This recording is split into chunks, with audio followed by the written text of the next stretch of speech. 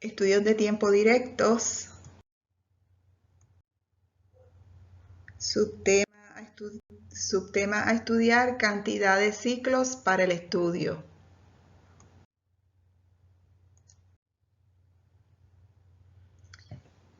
Vamos a calcular cuántos ciclos son necesarios para lograr una exactitud deseada en nuestros estudios de tiempo. A más datos, más exactitud tenemos en el estimado, pero más costoso sale el estudio, más recursos y más tiempo hay que dedicarle a ese estudio.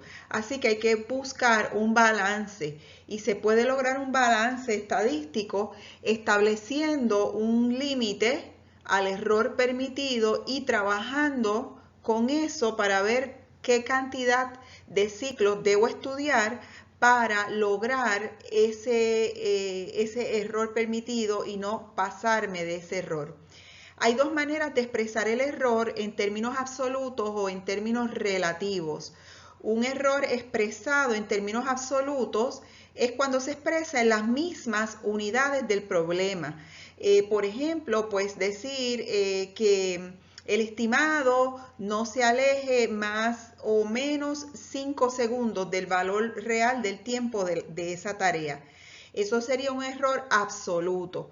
Ahora, si expresamos el error en términos relativos, básicamente es que lo estamos expresando como un porcentaje del valor real. Diríamos entonces, por ejemplo, que el estimado no se aleje más del 10% por arriba o por debajo del valor real del tiempo de esa tarea.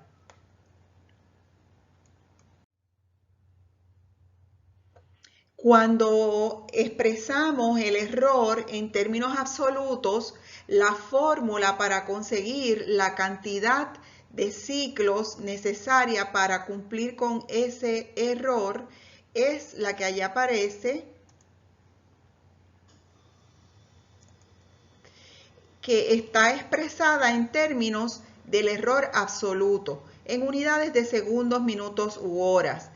Allí tenemos que sustituir una Z y vamos a estar utilizando tradicionalmente una confiabilidad de 95%, para ello la Z es 1.96, pero la realidad del caso es que para las muestras preliminares usualmente son de menos de 30 unidades, así que usualmente vamos a estar sustituyendo la Z, la normal estándar, con la distribución Student T, la distribución T de estudiante. Vamos a estar usando una T de 0.025, o sea, de alfa medios, y con grados de libertad n-1. Las vamos a buscar como habíamos visto en intervalos de confianza. Podemos buscarla con las funciones de Excel. De todos los distintos elementos y las n o cantidades de ciclos que se calculan para cada elemento, la cantidad mayor de ciclos que haya que estudiar, el elemento que produzca la cantidad de ciclos mayor, esos son los ciclos que vamos a utilizar para estudiar. Si el elemento que estamos utilizando tiene la mayor desviación estándar, pues no tiene que pasar por el trabajo de calcular todas las n para todos los elementos, con determinar cuál de ellos tiene la mayor desviación estándar. A ese elemento le calcula el tamaño de muestra, la n.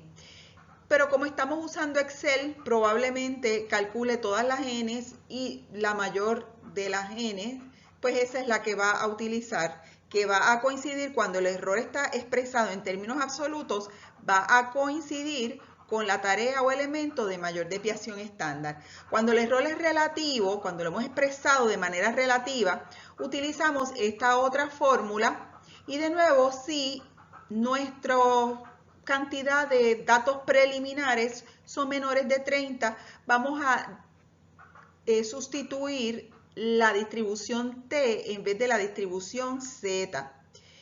Lo otro es que en estos casos, pues la cantidad de ciclos la determina la tarea con mayor coeficiente de variabilidad.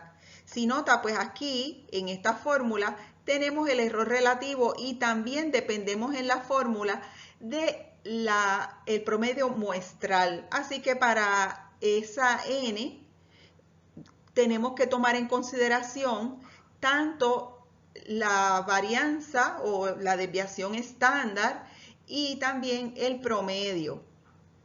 Por eso entonces la cantidad de ciclos la podemos determinar con la mayor de las coeficientes de variabilidad. Miramos todas las tareas, todos sus coeficientes de variabilidad, la que tenga el mayor coeficiente de variabilidad, de esa es que vamos a necesitar calcularle la cantidad de ciclos porque ella va a tener la cantidad de ciclos mayor o va a necesitar la cantidad de ciclos mayor, ya que es la tarea crítica, la de mayor variabilidad. Veamos un ejemplo. Aquí vamos a determinar la cantidad de ciclos para un estudio de tiempo, que es el mismo que usamos para los intervalos de confianza, esa operación de cortar un papel y de agruparlo y enumerarlos.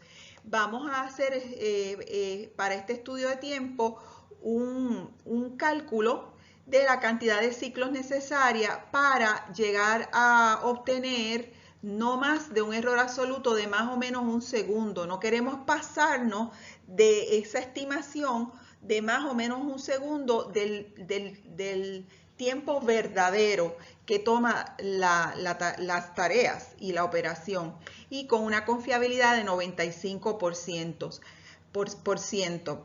Aquí tenemos todos los datos según los hemos entrado a Excel y tenemos el promedio y la desviación estándar que ya hemos calculado. Para un error absoluto, lo que tenemos que identificar es cuál es el elemento con la desviación estándar mayor. Para ese elemento es que debemos calcular la n. Pero como estamos usando Excel, podemos darnos el lujo, porque no es ningún trabajo, calcular la n para todos los elementos.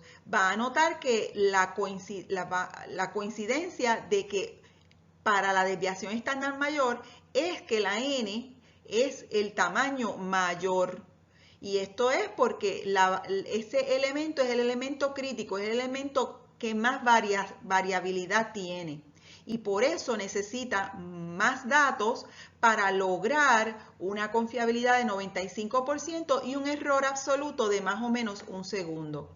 Ya sabemos la fórmula que vamos a usar, en donde tenemos el error absoluto, es que vamos a sustituir el segundo que nos dan como dato.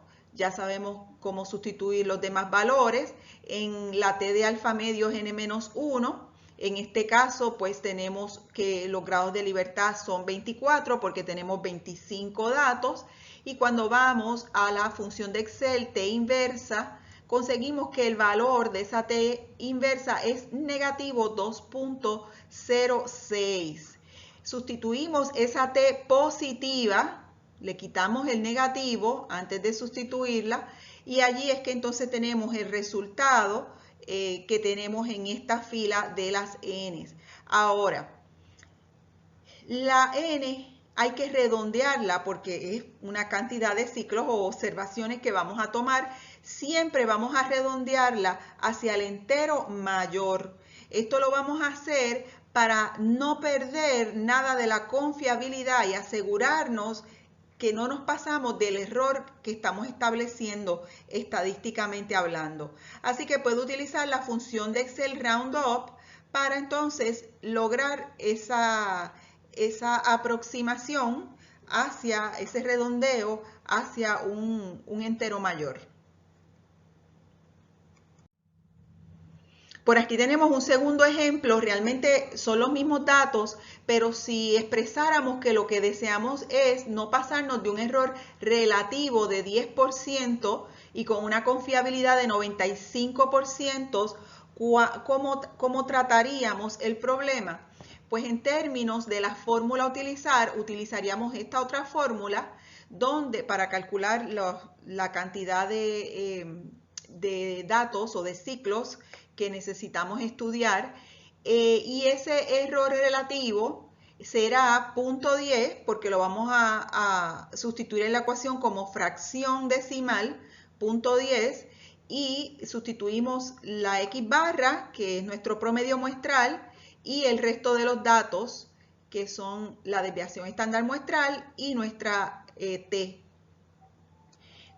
Esto lo vamos a hacer para la tarea o elemento que tenga el mayor coeficiente de variación.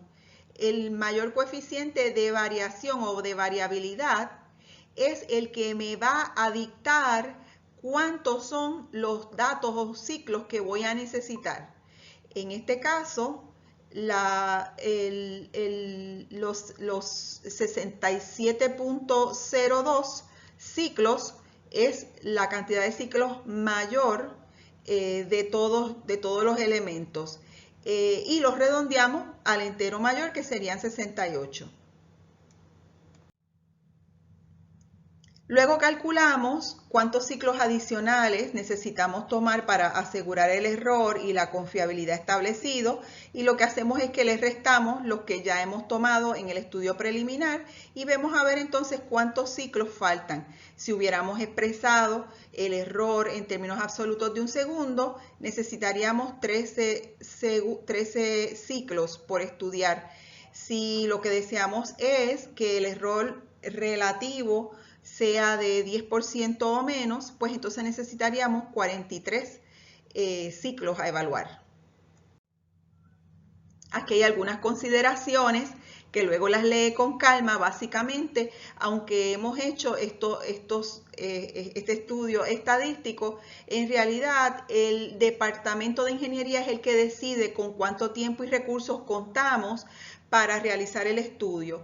En esos casos, cuando estamos cortos de tiempo o recursos, vamos a darle más prioridad a las operaciones que sean más importantes o las que más se repitan en la operación, las que tengan mucha producción, las que tengan más demanda. Para esas buscamos una alta exactitud. Las demás las podemos dejar tomándoles menos datos porque pues, son menos importantes para la compañía.